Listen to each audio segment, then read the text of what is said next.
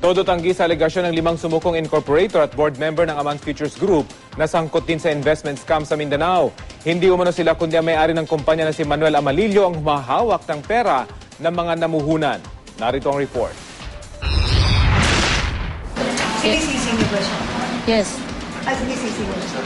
Yes. And also myself for believing him. Abot-abot ang pagsisisi ni Willani Fuentes at 4 na iba pang sumukong incorporator at board member ng Amman Futures Group ngayong nadadawit sila sa 12 billion peso investment scam na may-ari ng kumpanyang si Manuel Amalillo.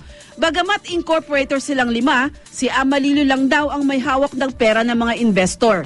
Sa operasyon ng Amman sa Ozamis, nakatutok si Fuentes at ang kapwa incorporator na si Nizel Rodriguez.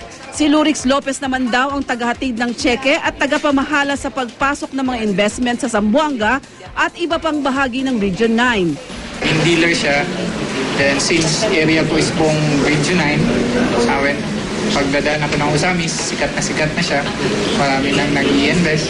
So, dumating na din yung punto na nainganyo na din ako. Sa Cebu naman ang toka na incorporator ding si Edward Lim na tumayong errand boy ni Amalillo.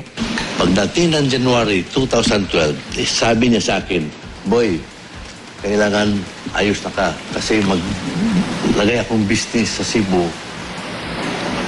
Tapos gawin kitang tao na permanente na may sahod sa akin."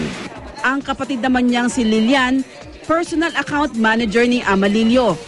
Wala na si sir kasi nag-issue sa amin ng mga cheque kaya lang tumalbog. I would like to clarify that these incorporators, were never involved in the operations and management in the Pagilian scam. Sa preliminary investigation ng DOJ, personal na pinanumpaan ng 5 ang kanilang salaysay kaugnay sa hinaharap na reklamong estafa. Balak din daw nilang mag-apply sa Witness Protection Program. Bukod sa kanila, umarap din sa DOJ ang 3 naging teller umano ng Amman Futures Group. Ang isa pang incorporator ng Amman na si Fernando Nonoy Luna, nagpaabot na raw ng intensyong sumuko at humarap sa preliminary investigation pero di ito natuloy. Si Pagadian Mayor Samuel Co na nasasangkot sa kontrobersya pero di naman sinampahan ng reklamo, muling iginigiit na biktima rin siya ng Amman investment scam. Konti-konti, sugal-sugal nga lang. Kaya sa akin, pag sugal ako 1 million, pag 8 days, kukuha naman 1. Ana Mari Balane, Fudaranan, GMA News.